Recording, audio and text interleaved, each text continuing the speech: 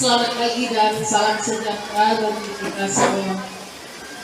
Yang terhormat Bapak Kepala SDN 39 Kendari atau yang mewakili, yang kami hormati rekan-rekan guru yang sama berbahagia.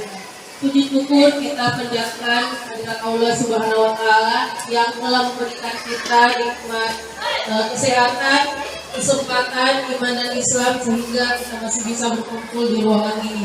Tak lupa kita senantiasa mengirimkan salawat dan salam kepada Nabi junjungan kita Muhammad SAW, yang insya Allah nanti kita nantikan syafaatnya di dunia dan di yaumul qiyamah nanti. Amin. Para hadirin yang sama berbahagia, pada kesempatan yang baik ini saya akan menyampaikan susunan acara kita. Yang pertama pembukaan yang tengah berlangsung, yang kedua sambutan dari Kepala SDN 39 Kendari yang mewakili Ibu Mariati. Kepada Ibu kami persilahkan. 39 Kendari, awal dari aksi nyata ini atau Merdeka Belajar ini diawali oleh kelas 1 dan kelas 4.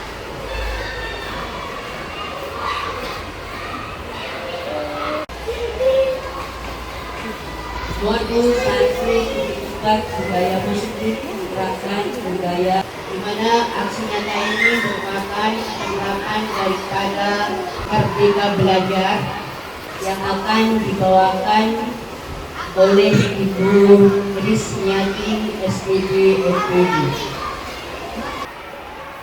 Hadirin yang saya hormati, selanjutnya kita akan masuk nyata modul 1.4 budaya positif, menerapkan budaya positif. Kepada Ibu kami persilahkan.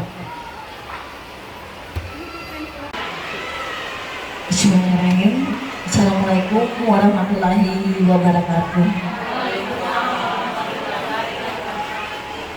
Selamat pagi, menjelang siang, dan salam sejahtera bagi kita semua.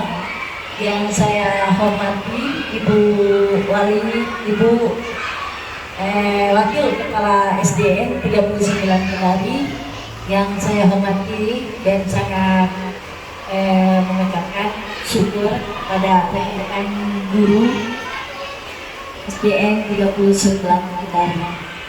Pertama-tama, marilah kita panjatkan puji syukur kehadirat Allah Subhanahu wa Ta'ala, karena pada pagi hari ini kita masih diberikan nikmat kesehatan, kesempatan, serta kekuatan guna untuk melaksanakan kegiatan sosialisasi aksi nyata modul 1.4 budaya positif yang berjudul menerapkan budaya positif.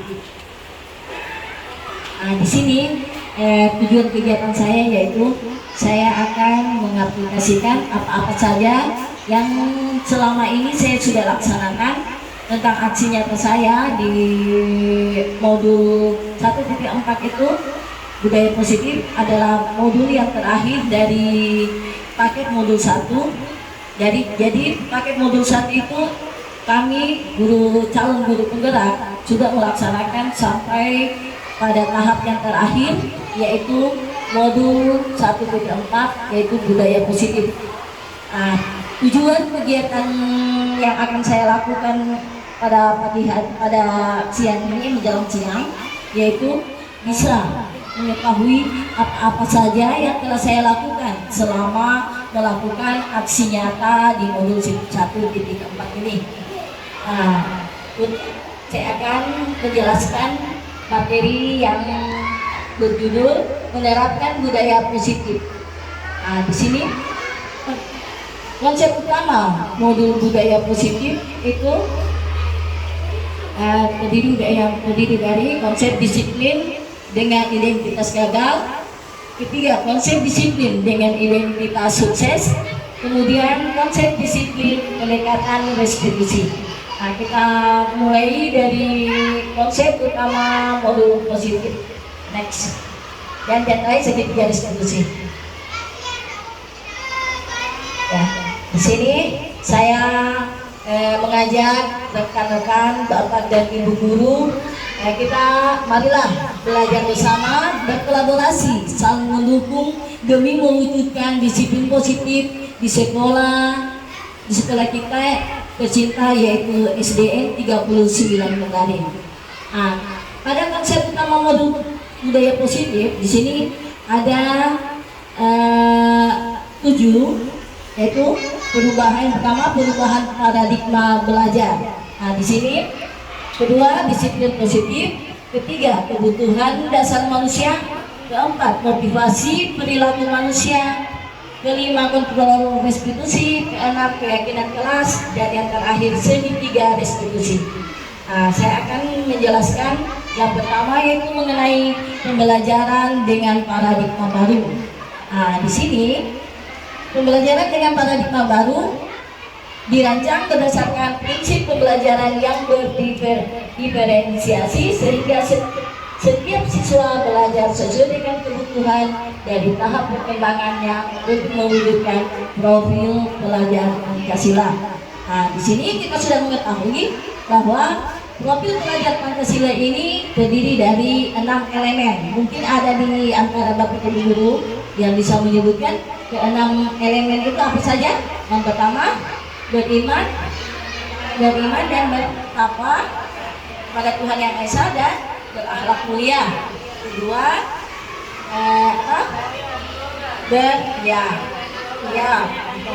yang ketiga, gotong royong. Kemudian yang keempat, mandiri. Yang kelima, kreatif. Dan yang keenam, bernalar kritis. Oke. Jadi di sini ke-6 poin tersebut itu harus sudah dimiliki oleh peserta didik kita, dan kita sebagai guru harus menuntun siswa kita agar mereka bisa bertumbuh kembang menjadi anak-anak yang sesuai dengan cita-cita merdeka belajar. Nah, kemudian konsep utama modul budaya positif yang itu disiplin positif. Mungkin Bapak Ibu sudah mengetahui apa itu disiplin. Nah, di sini dalam budaya kita makna kata disiplin di sini dimaknai melakukan sesuatu yang dilakukan seseorang pada orang lain untuk mendapatkan kepatuhan. Nah, di sini kita cenderung menghubungkan kata disiplin dengan ketidaknyamanan. Nah, sebagai pendidik, tujuan kita adalah menciptakan anak-anak yang memiliki disiplin diri sehingga mereka bisa berperilaku dengan mengacu pada nilai-nilai kebajikan. Nah, di sini kita sebagai guru, terkadang kita mungkin contohnya setiap hari Senin itu pada saat pelaksanaan upacara, mungkin ada di antara siswa-siswa kita yang tidak memakai seragam. Ya, betul Ibu. Nah, di situ berarti kita sebagai guru harus memberikan kepada siswa agar mereka harus mengikuti disiplin yang sudah diterapkan di SDN 39 Kendari. Nah, kemudian di sini juga disiplin positif ini adalah universal dan memiliki motivasi intrinsik bukan ekstrinsik.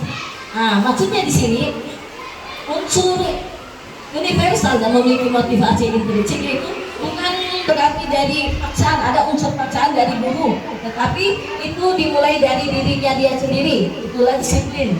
Nah, bukan karena terpaksaan, mungkin karena dia mau kadang ada anak-anak yang bilang, oh saya mau memakai seragam karena ibu guru saya senang melihat kalau saya rapi, atau bukan itu, ya. Jadi, ya kemudian di sini disiplin positif merupakan salah satu cara penerapan disiplin yang bertujuan untuk menumbuhkan kesadaran serta memberdayakan anak untuk melakukan sesuatu tanpa sodokan, ancaman maupun hukuman. Nah, sekali lagi di sini berarti motivasi intrinsik yang berlaku, ya Bapak Ibu.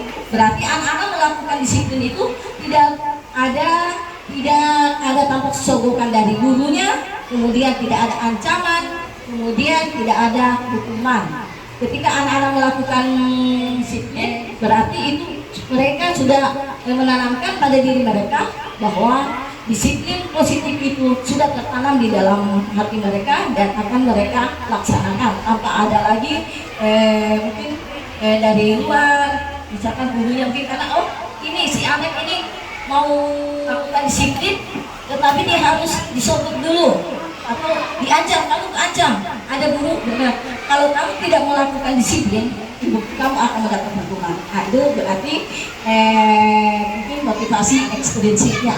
Nah, di sini disiplin positif ini juga memiliki kebutuhan dasar manusia yang terdiri dari bertahan hidup, kasih sayang dan rasa diterima, penguasaan, kebebasan dan kesenangan. Nah, di sini bertahan hidup. Di sini mungkin anak-anak itu kita semua mungkin perlu makan, minum, kemudian kebutuhan, ada kebutuhan apa? Sandang, tentunya kebutuhan sandang, apalagi pangan, dan papan. Nah, itu yang harus dimiliki. Nah, kemudian kebutuhan kasih sayang dan rasa diterima. Terkadang di sini ada mungkin di antara siswa kita ketika kita pada saat pembelajaran ada kalanya ada siswa yang tiba-tiba datang langsung peluk gurunya. Nah, kemudian ada yang siswanya itu cuma duduk termenung, tidak tahu dia ngomong dengan temannya, tidak tahu bersosialisasi. Nah, itu ada kecenderungan rasa kasih sayang dan rasa diterima yang harus diberikan oleh gurunya. Jadi kita sebagai guru ketika melihat ada siswa kita, ketika kita datang mereka langsung memeluk, mengejar gurunya, langsung memeluk, itu berarti ada kecenderungan ketika di rumahnya itu dia tidak dapatkan dari orang tuanya. Nah, jadi tugas kita sebagai guru memberikan kasih sayang dan rasa diterima sehingga anak-anak didik kita itu merasa nyaman pada saat pembelajaran berlangsung. Nah, kemudian penguasaan. Nah, di sini penguasaan apa itu? Nah, di sini peserta didik terkadang ada kalanya kita melihat ada siswa kita yang serta-merta itu melakukan, misalkan dia membeli barang yang dimiliki oleh temannya itu, dia seolah-olah langsung ambil rampas, seolah-olah semua miliknya barang yang dimiliki oleh teman-temannya dia mau kuasai. Nah, itu tidak boleh. Kita sebagai guru harus bagaimana caranya kita untuk memberikan pemahaman kepada peserta didik kita itu. Nah, kemudian di sini kebebasan di sini terkadang anak-anak kita itu di dalam kelas melakukan tindakan, mungkin dia mau ketika kita belajar matematika dia mungkin mau belajar yang lain. Nah, di sini kita sebagai guru juga memberikan kebebasan kepada anak didik kita. Nah, kemudian kesenangan. Nah, di sini biasa ada anak-anak murid juga kita biasa masih berputar-putar di dalam kelas ketika pembelajaran berlangsung. Nah, itu bukan berarti dia membenci, mungkin ada pelajaran yang dia tidak inginkan, tetapi dia karena rasa senangnya mungkin dia mau ke pelajaran yang lain sehingga dia tidak fokus untuk menerima pembelajaran yang kita berikan. Next. Konsep utama modul budaya positif yaitu motivasi perilaku manusia. Nah, mungkin motivasi di sini mungkin ibu-ibu bisa, bapak dan ibu guru bisa memberikan sedikit apa itu motivasi. Nah, motivasi itu berarti dorongan ya, dorongan kayak gitu. Motivasi merupakan dorongan yang timbul pada diri seseorang secara sadar atau tidak sadar untuk melakukan sesuatu tindakan dengan tujuan tertentu. Nah, di sini motivasi perilaku manusia di sini ada yang merasa menghindari ketidaknyamanan dan hukuman. Nah, terkadang motivasi disiplin di sini juga itu seorang murid melakukan disiplin diri karena ia takut dihukum. Ini merupakan seperti yang saya sudah jelaskan tadi. Ini merupakan motivasi ekstrinsik. Nah, jadi di sini kita sebagai guru harus beri pemahaman kepada murid ketika mereka melakukan melakukan sesuatu yang di luar dari mungkin dari perilaku mereka, kita seolah-olah anak-anak itu sering merasa bersalah ketika ada mungkin saya berbuat begini, ketika saya mengaku saya akan mendapat hukuman atau apa dari guru itu bilangnya, kemudian mendapatkan imbalan atau penghargaan dari orang lain. Nah, di sini murid melakukan disiplin diri karena ia ingin mendapat imbalan. Ini merupakan motivasi ekstrinsik. Jadi terkadang kita memberikan kepada peserta didik kita, memberikan semacam, kalau kamu rajin belajar, tentu akan ada hadiah yang akan kamu berikan, akan ada itu yang diberikan. Nah, itu bukan berarti motivasi yang baik, tapi motivasi ekstrinsik yang di luar dari diri siapa. Nah, kemudian yang kedua, menghargai nilai-nilai kebajikan diri sendiri. Nah, di sini ini yang bagus, menghargai nilai-nilai kebajikan diri sendiri. Di sini kita sebagai guru sudah harus menyadari bahwa murid melakukan disiplin diri karena sadar akan nilai-nilai kebajikan diri, dan ini bukan merupakan motivasi intrinsik, tapi nilai-nilai kebajikan diri sendiri ini tertanam dari dirinya sendiri tanpa ada mungkin rasa ada rasa kecenderungan mungkin dari gurunya, saya mau berbuat baik karena ada guru, mungkin saya mau berbuat baik karena saya akan mendapatkan mungkin hadiah. Nah, itu tidak ya. Next. Konsep disiplin dengan identitas gagal. Kenapa dikatakan konsep disiplin dengan identitas gagal? Di sini karena di situ ada hukuman dan penghargaan. Nah, kita lihat kembali. Terkadang hukuman itu biasa kita berikan kepada anak-anak peserta didik kita.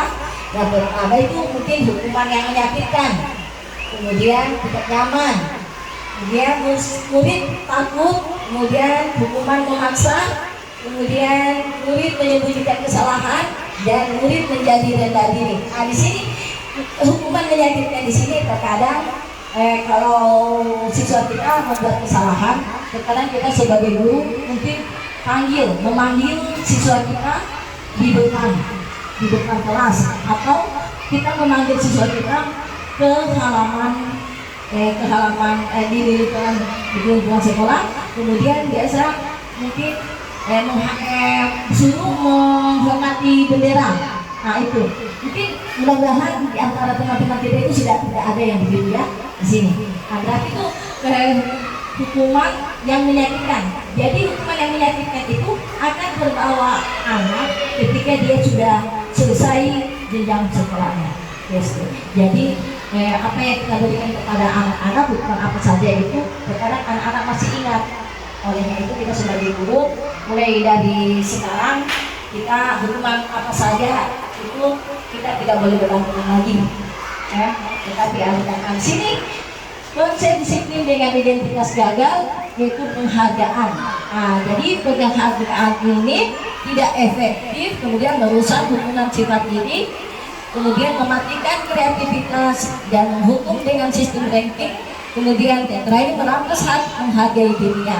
Nah, penghargaan tidak efektif ini maksudnya terkadang mungkin ada anak-anak didik kita ketika kita melaksanakan pembelajaran, ada kalanya di antara anak-anak kita itu ada yang cepat, ada yang selesai. Nah, ada yang selesai mengerjakan tugas yang kita berikan gitu. Nah, kemudian kita seolah-olah menjanjikan dia hadiah. Nah, itu tidak boleh.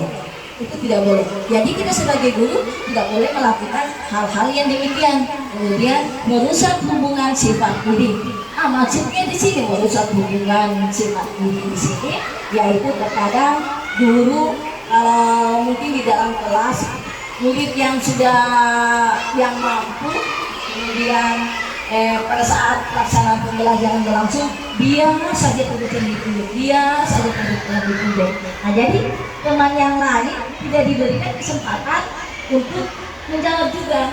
Nah, itu terkadang ada muncul sifat iri di antara teman-teman yang lain. Nah, itu tidak boleh, Bu, ya.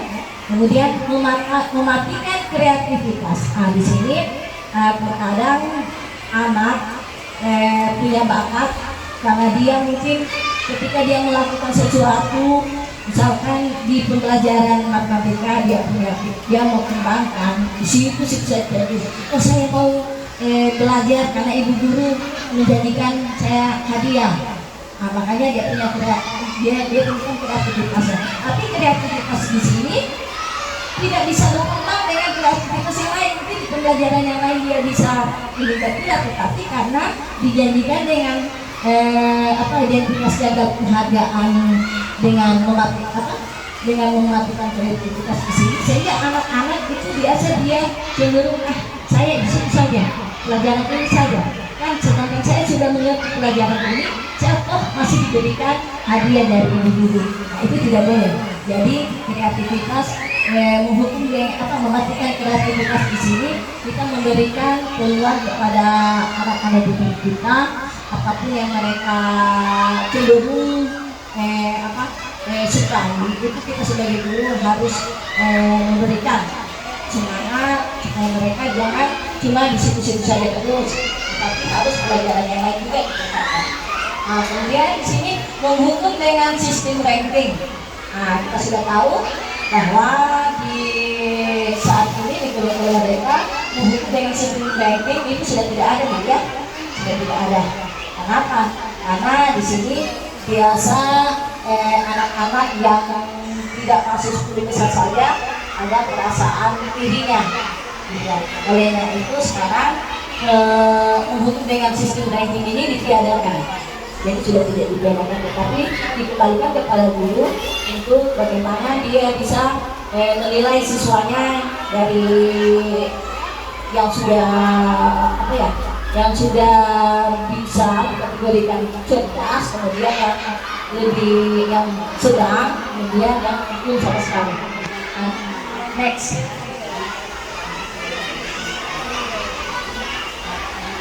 Di sini konsep disiplin dengan identitas sukses konsekuensi.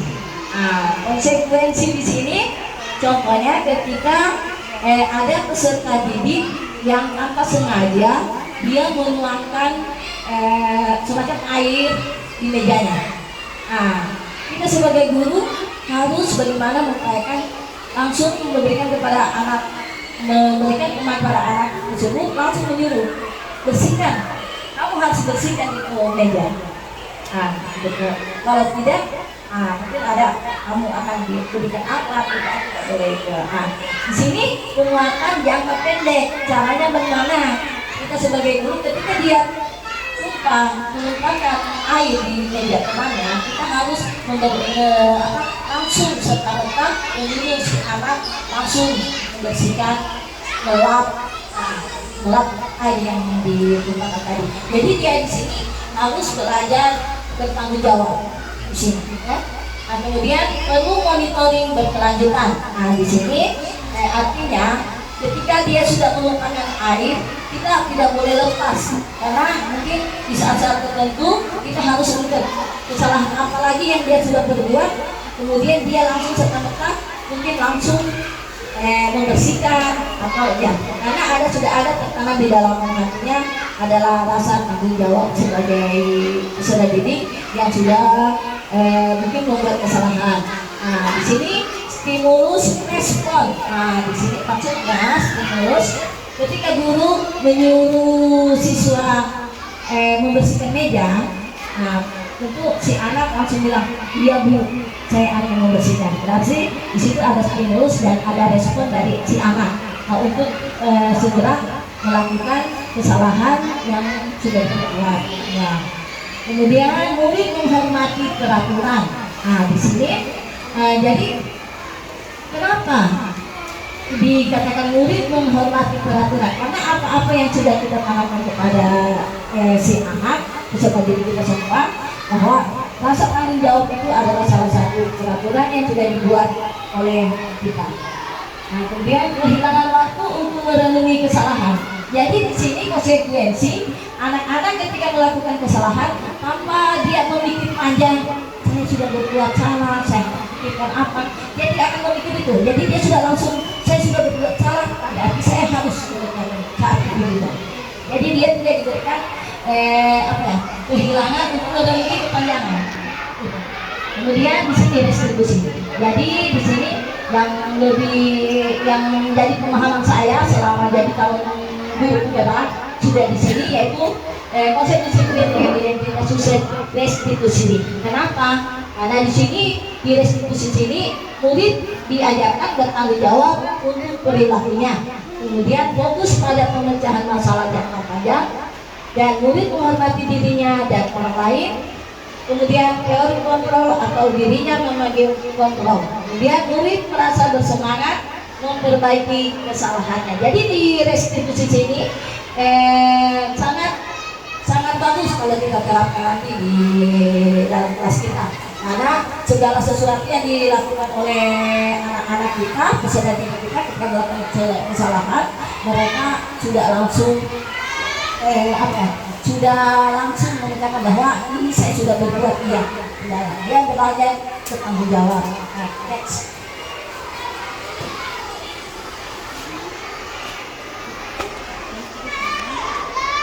Di sini contoh sebuah cara menanamkan disiplin positif pada murid tadi, yaitu pengertian restitusi.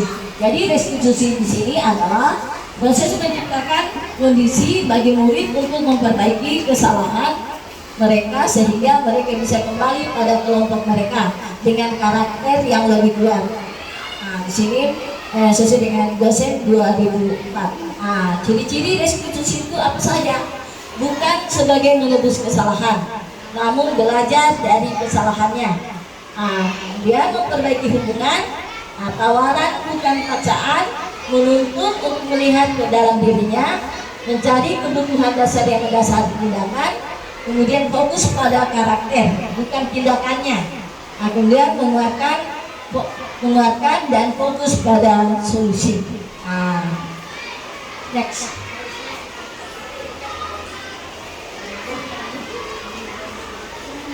Di sini perbedaan hukuman dan konsekuensi. Mungkin di sini ya, seperti saya sudah jelaskan tadi, contohnya mungkin semoga tidak ada ketika anak siswa kita berbuat kesalahan. Biasa dominan di mana Bapak Ibu? Hukuman atau konsekuensi atau restitusi? Biasa Ibu dan Bapak dulu berikan kepada muridnya. Kebanyakan yang mana? Kebanyakan di konsekuensi. Berarti kita jelaskan. Jadi contoh kasus di sini, siswa sering tidak mengerjakan PR. Kalau hukuman, guru menghukum siswa tersebut hormat bendera selama 10 menit. Kemudian guru marah dan murid menjadi takut. Jadi hukuman itu tidak boleh kita berikan kepada murid, apalagi sampai murid itu menjadi takut. Karena kalau kita memberikan hukuman, mungkin ada kalanya besoknya peserta didik itu tidak hadir, karena dia merasa takut, ya. Kemudian konsekuensi. Konsekuensi di sini tuh guru memberikan konsekuensi untuk mengerjakan PR-nya saat istirahat atau dikerjakan sebanyak 3 kali lipat. Kemudian guru tegas dan siswa menghormati peraturan. Di sini juga konsekuensi juga bagus kita terapkan. Karena di sini guru hanya memberikan konsekuensi untuk mengerjakan PR-nya saat istirahat atau dikerjakan sebanyak 3 kali lipat. Sekarang gitu ya. Tetapi yang lebih bagus yang akan kita terapkan di dalam kelas kita itu restitusi. Di sini restitusi, guru menanyakan keyakinan kelas dirinya dan membantu siswa menyelesaikan masalahnya. Kemudian guru terbuka dan siswa menghormati diri dan orang lain. Di sini, jadi nanti kita bersama-sama membuat keyakinan kelas. Mungkin keyakinan kelas di situ ada semacam mungkin yang dibuat antara guru dan siswa, kesepakatan mungkin kayak disiplin tetap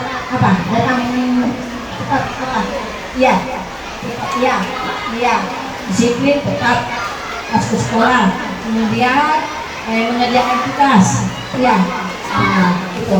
Jadi kita akan buat sama-sama setelah sosialisasi nanti. Next.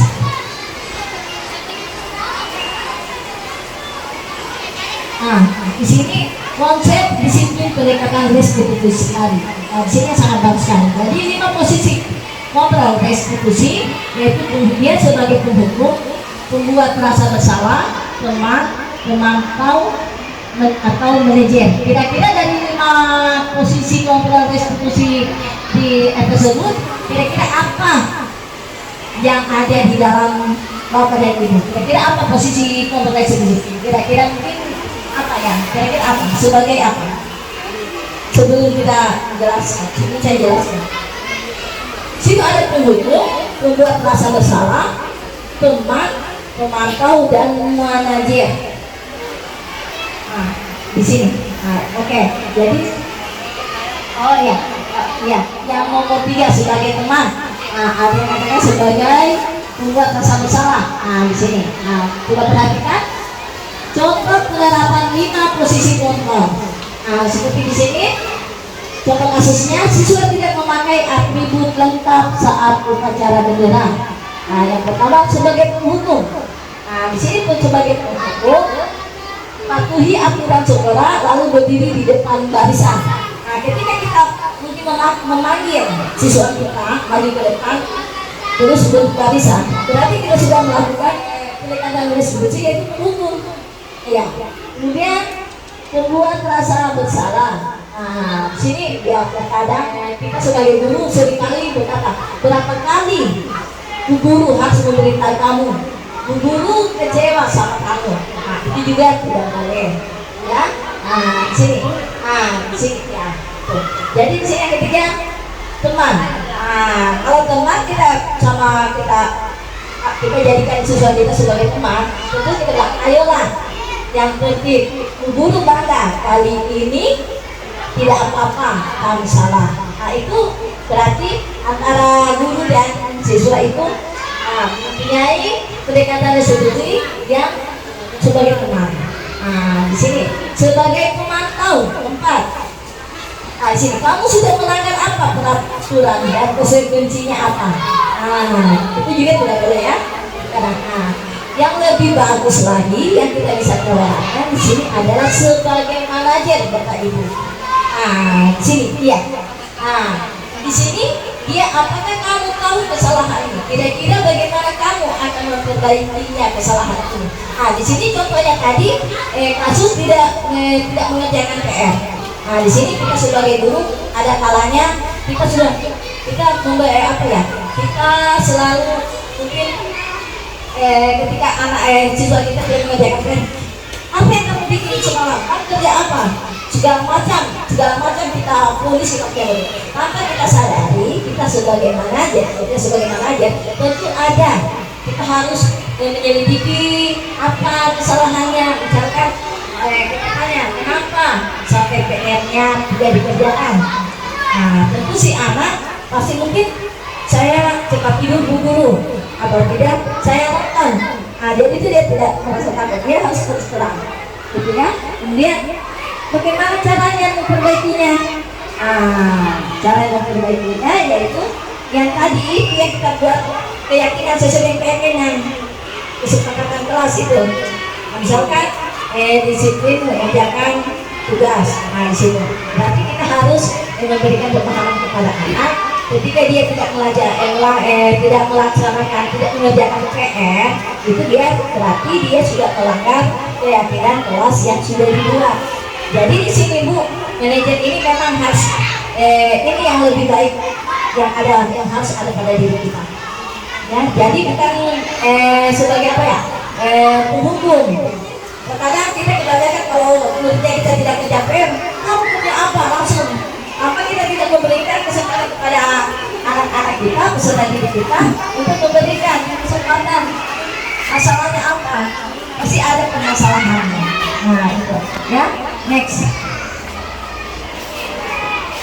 Di sini saya telah tadi yang saya sebutkan ada keyakinan kelas. Mengapa keyakinan kelas? Mengapa tidak peraturan kelas saja? Di sini.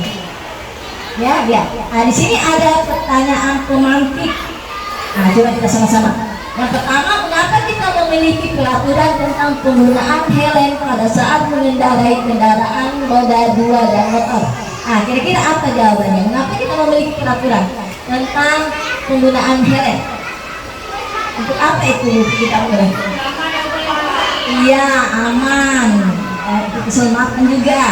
Nah, kemudian ya, kedua, yang kedua, mengapa kita memiliki peraturan tentang penggunaan masker dan mencuci tangan setiap saat? Kira-kira apa? Iya, iya, iya.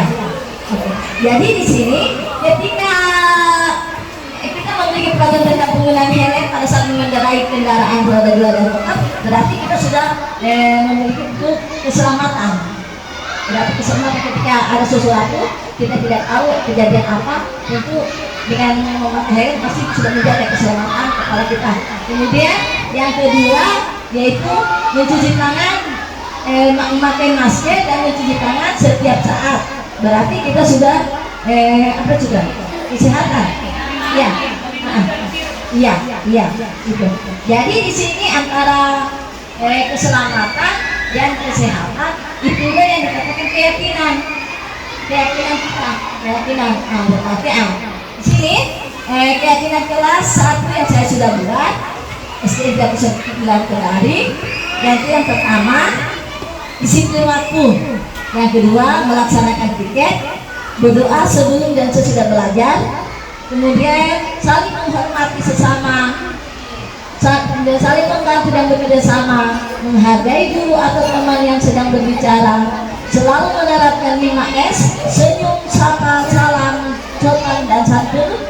Kemudian yang terakhir, gemar membaca dan menulis sebagai budaya literasi. Jadi membuat keyakinan kelas Bapak Ibu, karena kalau sekarang kelas 1 dan 4 itu kan kurikulum merdeka, berarti numerasi, numerasi, kemudian literasi dan karakternya gitu. Nah, disitu. Jadi ketika membuat keyakinan harus dimasukkan itu. Next.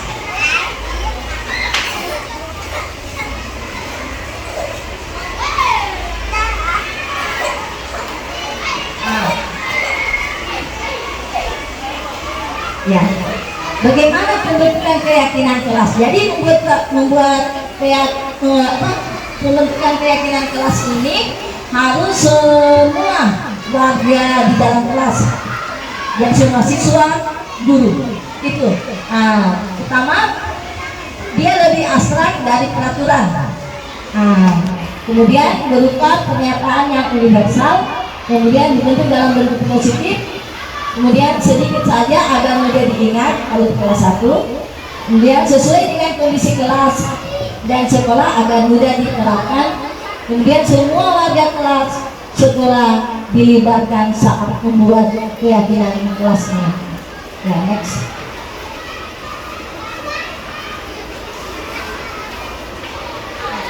Yang terakhir segitiga restitusi. Nah, di sini dia segitiga restitusi menstabilkan identitas. Jadi kita semua akan melakukan hal terbaik yang bisa dilakukan. Kemudian dia sebagai validasi tindakan yang salah, itu semua perilaku memiliki alasan. Kemudian menanyakan keyakinan, kita semua memiliki motivasi internal. Nah, di sini menstabilkan identitas. Jadi contohnya kayak tadi itu tidak melaksanakan piket di situ. Nah, di situ kita sebagai guru harus sesuai keyakinan yang kita buat itu harus kita laksanakan. Kemudian validasi tindakan yang salah. Jadi ketika ada anak-anak siswa kita yang salah di situ, jadi kita harus memberikan peluang mereka untuk memberikan alasan. Kita tidak boleh langsung memberikan tekanan semacam mungkin kenapa kamu berbuat salah. Tetapi kita memberikan kesempatan kepada siswa kita untuk memberikan mengapa dia sampai berbuat begitu. Kemudian menanyakan keyakinan. Nah, di sini menanyakan keyakinannya yaitu seperti ketika dia sudah tahu kesalahannya, mungkin dia akan merasa kita akan berikan pemahaman ketika kamu sudah ketika dikulang misalkan mungkin tidak mengadakan PR itu kamu akan mungkin melanggar kesepakatan keyakinan yang sudah dibuat pada penjelasan gitu. Nah di sini saya tidak paparkan ilustrasi dalam bentuk video di PowerPoint saya, tetapi saya di link YouTube saya yang saya sudah laksanakan. Di sini keyakinan kelas tentang yang pertama siswa yang tidak melaksanakan tugas, kemudian tidak melaksanakan PR. Nah, jadi sebelum saya mengakhiri ini, saya akan merefleksi tentang kegiatan saya di modul aksi nyata 1-4 yaitu budaya positif, bahwa dalam penerapan program disiplin hendaknya guru memiliki standar kepribadian profesional dan sosial yang baik, di mana guru mampu berefleksi pada posisi kontrol saat ini dan bagaimana perjalanan dirinya sebagai seorang among atau dia posisi manajer yang menuntun murid-murid menjadi insan yang mandiri, merdeka, dan bertanggung jawab.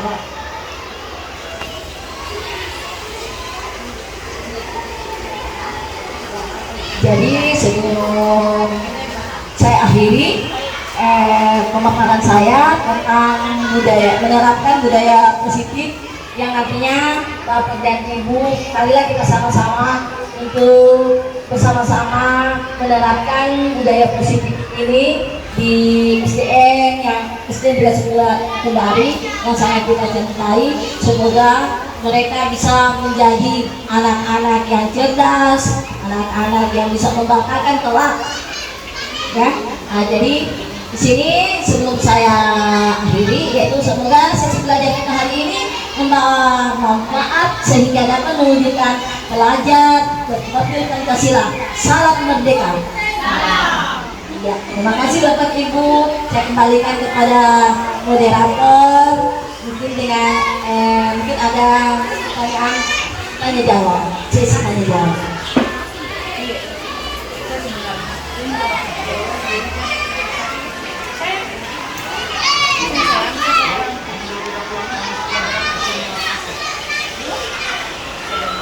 Baiklah hadirin yang kami hormati, demikian tadi materi yang sudah dipaparkan oleh narasumber kita Ibu Risliati SPD MPD. Kepada Ibu kami ucapkan terima kasih. Kita akan masuk pada sesi terakhir, yaitu sesi tanya jawab. Kepada Bapak Ibu yang punya pertanyaan, kami persilahkan.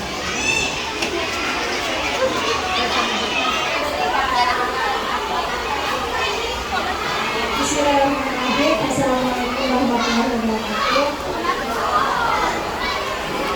Masih saja di sini kami menanyakan tentang kesepakatan bersama antara guru dan siswa terkait dengan aturan sebaiknya sudut kapan waktu terbaik untuk dilaksanakan.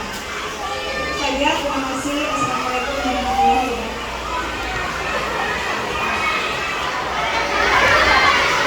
Ya, terima kasih Bu Madria, pertanyaan sangat bagus. Kapan akan dilaksanakan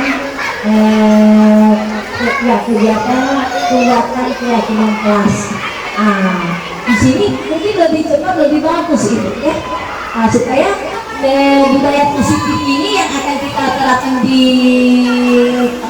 dalam kelas dan di lingkungan sekolah kita itu segera terlihat wujud aksinya ke saya ketika sering dengan Ibu dan Bapak dulu untuk membuat. Alhamdulillah saya sangat memberikan aplaus kepada Bapak Guru yang sudah mempunyai kemauan. Berarti Ibu di sini sudah mulai bergerak, karena di sini bergerak dan gerakan itu pandangannya.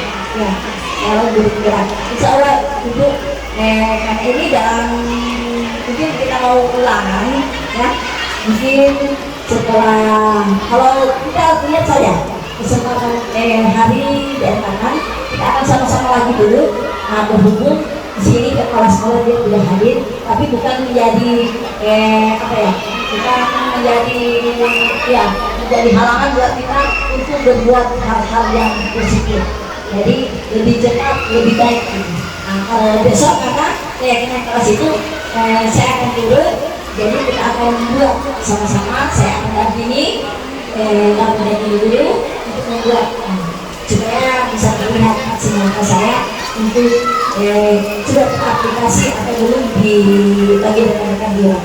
Ya, terima kasih. Mungkin ada lagi. Assalamualaikum warahmatullahi wabarakatuh.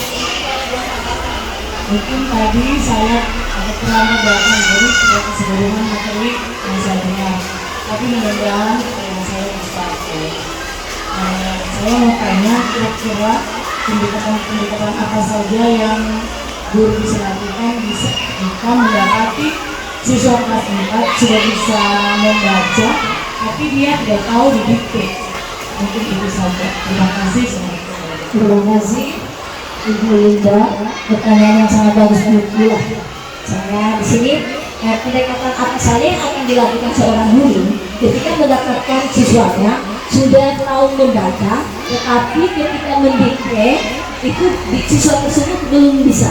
Nah, di sini pendekatan yang kita lakukan di sini mungkin bisa jadi dia pendekatan kita sebagai teman, tapi lebih terus pendekatan sebagai teman, kemudian kita rangkul mungkin biasa pendekatan rasa kasih sayang dan rasa diterima. Mungkin ada saja ketika dia mungkin dalam kesehariannya memang dia pintar membaca, tetapi di sini apa ya?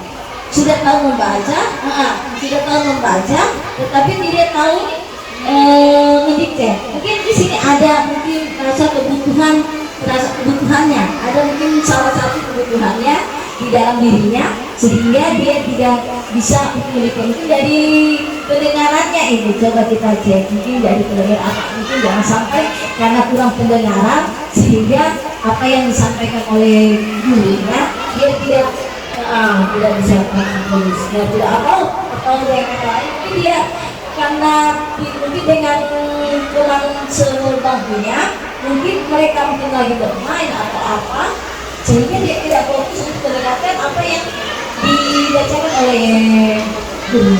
Ya, jadi di sini kita cari tahu dulu kebutuhan itu ada salah satu kita lihat mungkin dia tidak salah satu tidak mendengarkan itu ada pelajaran dari pendengarannya dari ya saya mungkin ada lagi yang kita lihat.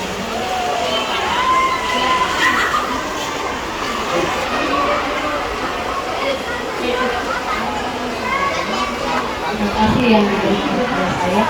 Ini yang saya tanyakan mengenai hukuman hari Senin, yaitu tentang disiplin berpakaian. Kan di denda, saya sudah sampaikan berkali-kali bahwa jangan ulangi lagi, tapi masih ada yang akan ulang. Bagaimana caranya?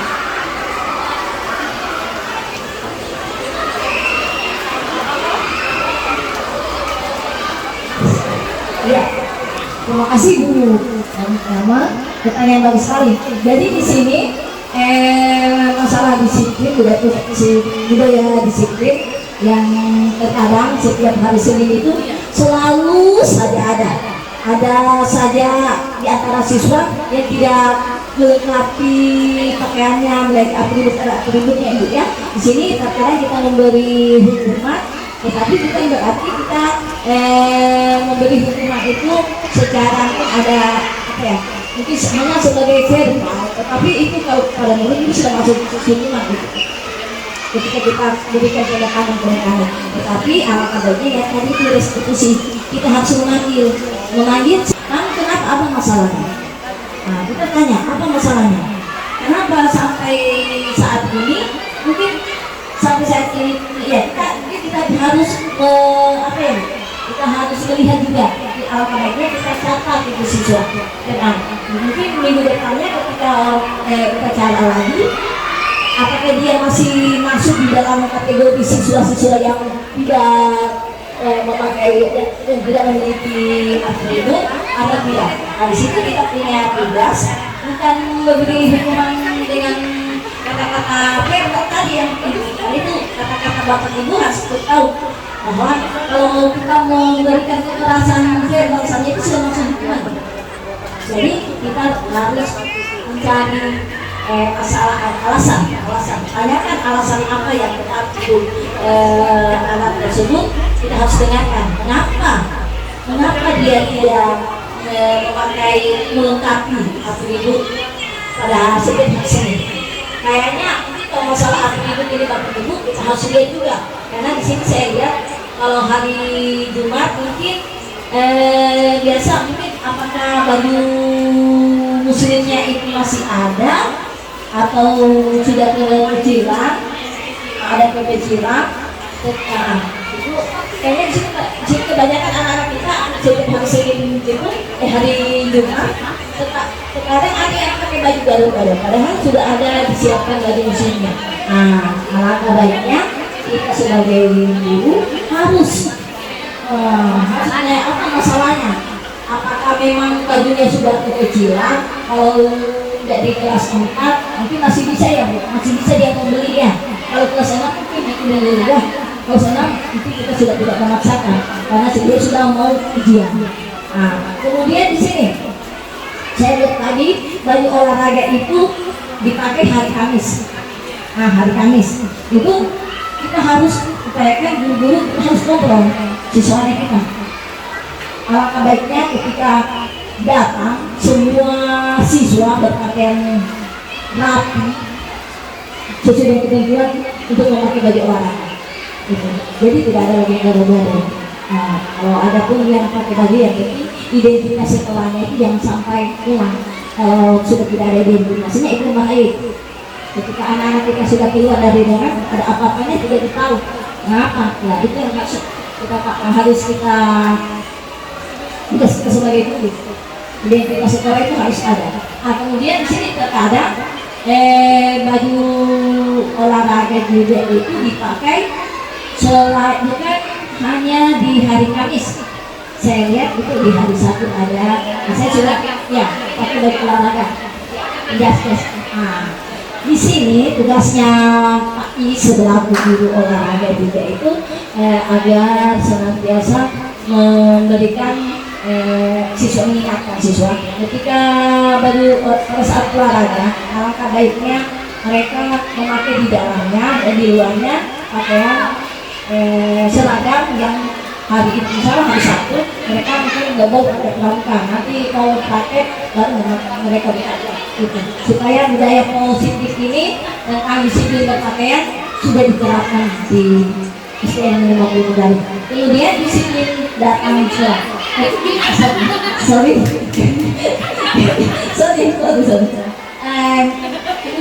Kemudian ya saya belum kalau sekolahnya tuh salah.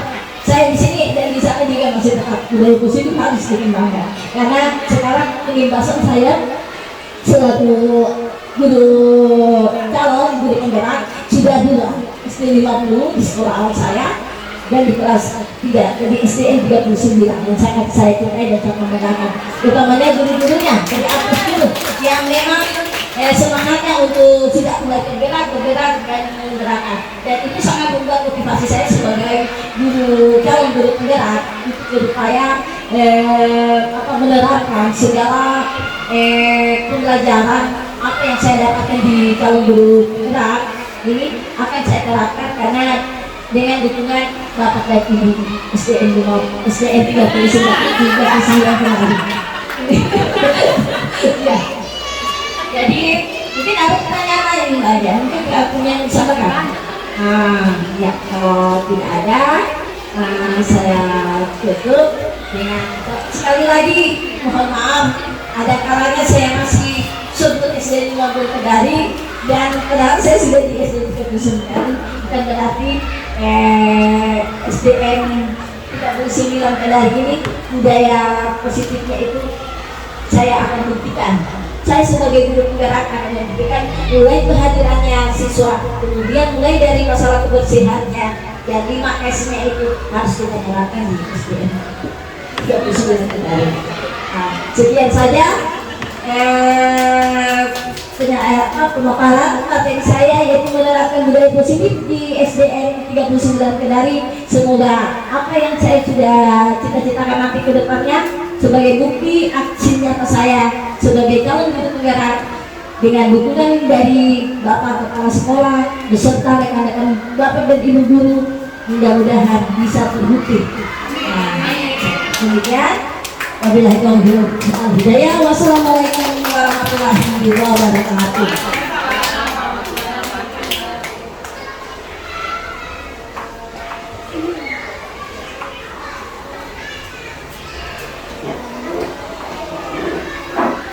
Bapak Ibu yang